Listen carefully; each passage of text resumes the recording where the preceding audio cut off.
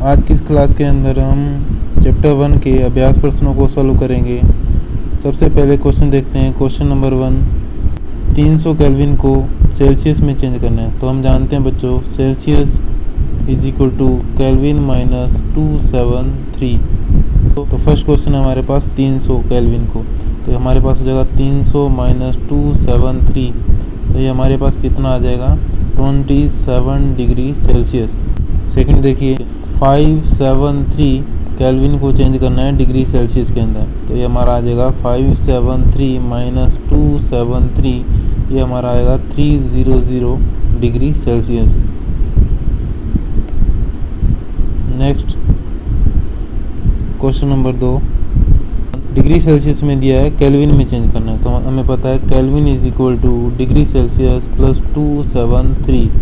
First question 25 degree Celsius plus 273, तो ये हमारा आ जाएगा 892 kelvin, 298 kelvin. Second question 373 plus 273, तो हमारा आएगा 646 केल्विन, तो हमारा सेकंड वाला क्वेश्चन आएगा 646 केल्विन। तो जब डिग्री सेल्सियस से केल्विन में कन्वर्ट करना है तो केवल 273 ऐड करना है, केल्विन से सेल्सियस में चेंज करने के लिए 273 माइनस करना है। नेक्स्ट क्वेश्चन, नेफ्थलीन को रखा रहने देने पर यह समय के साथ कुछ भी ठोस पदार्थ छोड़े बिना अदृश्य हो जाती है। बच्चों हम जानते हैं कि नेफ्थलीन एक ऐसा पदार्थ है जिसका डायरेक्ट उदरपातन होता है।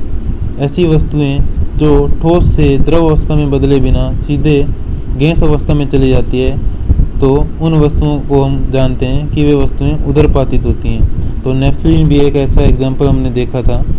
तो जो नेफ्थलीन है वो उदरपातित होने के कारण ठोस से डायरेक्ट गैस अवस्था में चली जाती है, जिसके कारण वह बिना कोई अवशेष छोड़े सीधे गैस अवस्था में चली जाती है।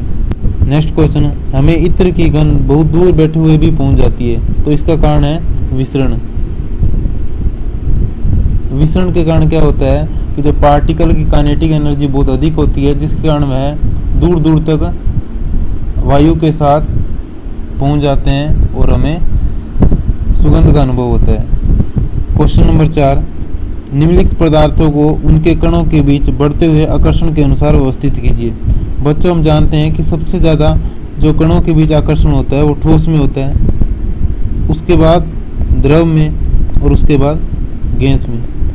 तो इनमें से हम देखेंगे जो चीनी है वो सॉलिड अवस्था के अंदर है, ऑक्सीजन गैस अवस्था के अंदर है और जल है वो लिक्विड अवस्था के अंदर है। तो इस एग्जाम्पल के अंदर हम देखें तो सबसे ज़्यादा कणों के बीच आकर्षण किस में होगा, चीनी में, उससे कम होगा किसमें, जल में, और उससे भी कम होगा ऑक्सीजन में।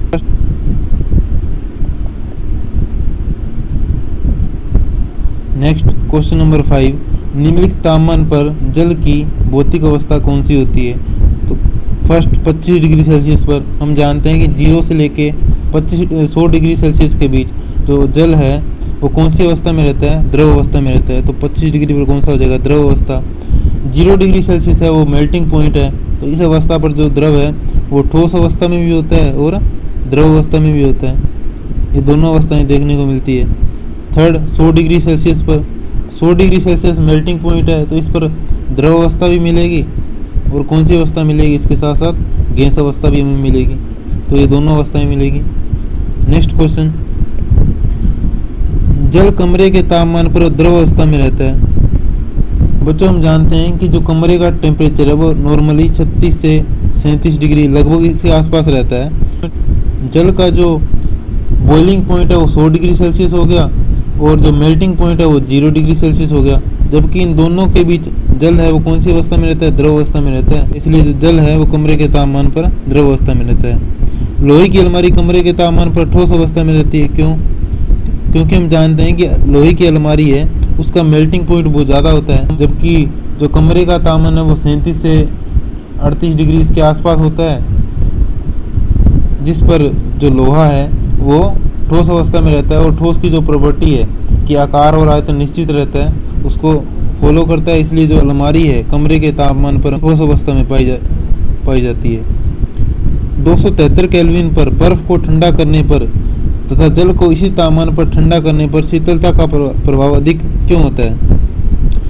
बच्चों, हम जानते हैं कि जब हम बर्फ को 273 केल्विन टेम्परेचर पर ठंडा करते हैं तो सबसे पहले जो बर्फ़ है वो बर्फ़ से द्रव अवस्था में आती है, जिसके लिए आसपास की वातावरण से उष्मा को अवशोषित करती है और उस उष्मा का उपयोग करती है बर्फ़ से द्रव अवस्था में परिवर्तित होने के लिए, जिसके कारण हमें जो आसपास की वायु है वो ज़्यादा ठंडी महसूस करती है। जबकि हम इसी टेम्परेचर पर अगर हम पानी को ठंडा करते हैं तो पानी बाहर से के वातावरण से किसी भी प्रकार की उष्मा को अवशोषित नहीं करता है, जिसके कारण जो पानी है वो हमें कम शीतलता प्रदान करता है, किसकी तुलना में? बर्फ़ की तुलना में। तो जो बर्फ़ है वो अधिक ठंडा प्रदान करती है। नेक्स्ट क्वेश्चन नंबर 8, उबलते हुए जल तथा भाप में से जलने की तीव्रता किसमें अधिक है? तो स्पष्ट है, भाप में जो जलने की जो क्षमता है वो अधिक है, किसकी तुलना में? जल की तुलना में। बच्चों, हम जानते हैं कि समान टेम्परेचर पर, एक ही समान टेम्परेचर हम देखें तो वाष्प के कणों में उसमें ऊर्जा का मान अधिक होती है जल के कणों की तुलना में, क्योंकि जो जल के कण जब वाष्प अवस्था में बदलते हैं तो वो हीट से अधिक ऊष्मा ऊर्जा प्राप्त करके वो वाष्प में जाते हैं। इसलिए वाष्प में ज़्यादा ऊष्मीय ऊर्जा है, जिसमें जितनी ज़्यादा ऊष्मीय ऊर्जा होगी वो उतना ही जलाने की क्षमता अधिक रखेगा। तो भाप है वो अधिक क्षमता रखती है जल की तुलना में जलाने की। नेक्स्ट क्वेश्चन नंबर 9, ABCD अवस्था परिवर्तन को बताना है हमें। सबसे पहले हम देखें, ठोस से द्रव अवस्था में बदलना क्या कहलाता है? ठोस अवस्था से द्रव अवस्था में बदलना हमें पता है क्या कहलाता है? ये कहलाता है गलना, ये हम बोलते हैं संगलन। ठीक है। उसके बाद द्रव से गैस अवस्था में बदलना, ये हमारा हो जाएगा वाष्पीकरण। गैस से वापस द्रव अवस्था में बदलना, तो इस प्रोसेस को हम बोलते हैं संघनन। और द्रव से फिर ठोस अवस्था में वापस जाना, तो इस अवस्था के हम बोलते हैं जमना।